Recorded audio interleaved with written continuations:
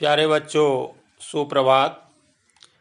आज हम कुंवर नारायण रचित कविता के बहाने शीर्षक का पाठाभ्यास करेंगे। साथ साथ अन्य प्रश्नों का भी समाधान करने की कोशिश करेंगे। तो पाठ्यपुस्तक में स्थित पहला प्रश्न, जो इस कविता के बहाने बताएं कि सब घर एक कर देने के माने क्या है। तो इसका उत्तर है, जो यहाँ सब घर एक कर देने का अर्थ है आपसी भेद, अंतर और अलगाव बोध को समाप्त करके सब में एक जैसे अपनत्व की अनुभूति करना। बच्चे गली मोहल्ले में खेलते हुए अपने पराये का भेद भूल जाते हैं। वे सभी घरों में अपने घर जैसा अधिकार मानने लगते हैं। कभी भी कविता लिखते हुए जनसमाज के आपसी भेदभाव भूलकर सबको एक मानकर अपनी बात कहता है। पुनः दूसरा प्रश्न है, उड़ने और खिलने का कविता से क्या संबंध बनता है।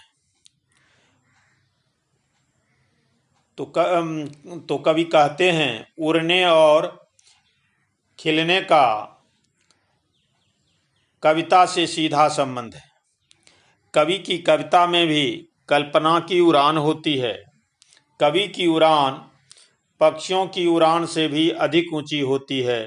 इसलिए कहा गया है, जहां न जाए रवि वहां जाए कवि।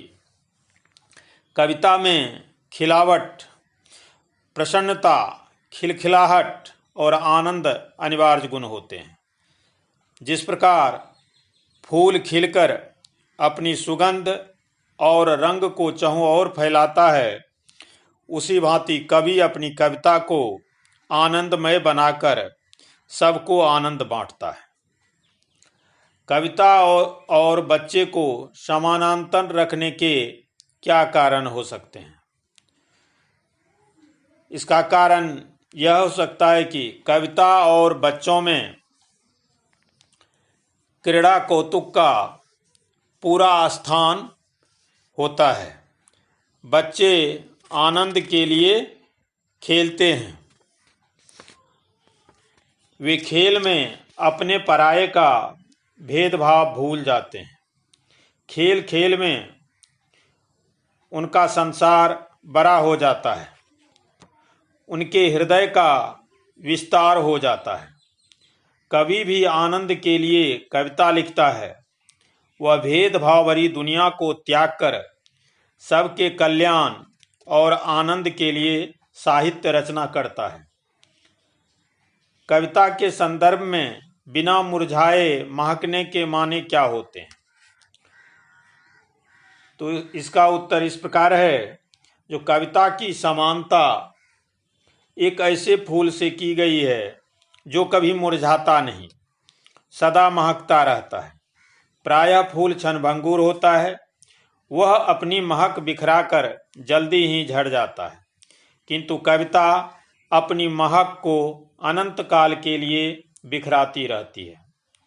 हम 1007 साल पहले लिखी गई कविता का आनंद आज भी ज्यों का त्यों ले सकते हैं।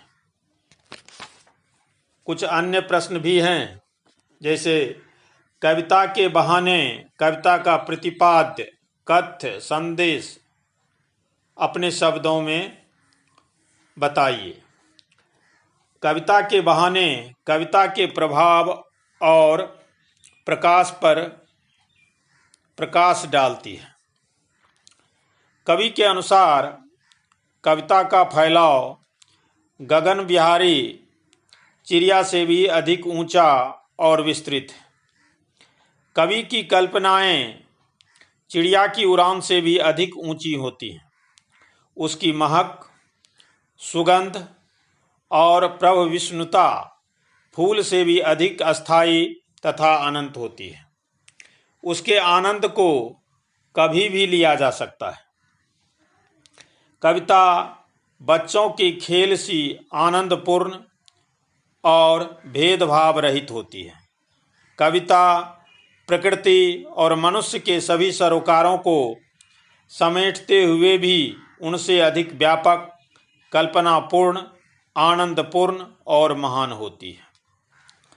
दूसरा प्रश्न, जो कविता एक उड़ान है, चिड़िया के बहाने आशय स्पष्ट कीजिए। जिस प्रकार चिड़िया खुले आकाश में दूर दूर तक ऊंची ऊंची उड़ान भरती है, उसी प्रकार कविता की उड़ान भी बहुत ऊंची और असीम होती है। तीसरा प्रश्न, कविता और चिड़िया की तुलना कीजिए। कवि के अनुसार कविता और चिड़िया दोनों बहुत ऊंची उड़ान भरने में समर्थ हैं। कविता में चिड़िया के संसार तक जाने की, उसकी अनुभूतियों को कह पाने की शक्ति होती है, परंतु चिड़िया बेचारी न तो कविता को समझ सकती है, न उसकी उड़ान तक पहुंच सकती है। कविता असीम है और चिड़िया ससीम, यानी उसका क्षेत्र सीमित है। आगे का प्रश्न, जो भाव स्पष्ट कीजिए। कविता एक खिलना है फूलों के बहाने, कविता का खिलना भला फूल क्या जाने। कवि के अनुसार कविता भी फूलों के समान महकती है, खिलती है और लोगों को आनंदित करती है। उसने फूलों से खिलना, आनंदित होना, आनंद बांटना सीखा है, परंतु कविता की महक, ताजगी और सरसता का आनंद जड़ प्रकृति नहीं ले सकती। अतः कविता फूल से भी अधिक चेतन और आनंदमयी है। कविता और फूल की तुलना कीजिए। तो कवि के अनुसार फूल ससीम है, वह नश्वर है, वह क्षण भर के लिए खिलता है, महकता है और नष्ट हो जाता है, किंतु कविता का अर्थ, सौंदर्य, प्रभाव और आनंद अनंत काल तक जीवित रहता है, इसीलिए वह असीम है।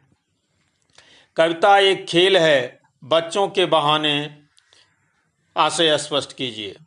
कविता बच्चों की आनंद परक क्रीड़ा की तरह शब्दों के खेल खेलती है। कवि शब्दों के माध्यम से मनमाने अर्थ, प्रभाव और सौंदर्य की रचना करता है। यह खेल भेदभाव रहित होता है। बच्चों और कविता की तुलना कीजिए। बच्चे बिना किसी भेदभाव के अपने पराये का अंतर भूलकर सबको अपना मानकर खेल खेलते हैं। कविता भी मित्र शत्रु भाव भूलकर, अपना पराया भूलकर सारे संसार को अपना मानकर भाव अभिव्यक्त करती है। दोनों आनंद के लिए जीते हैं।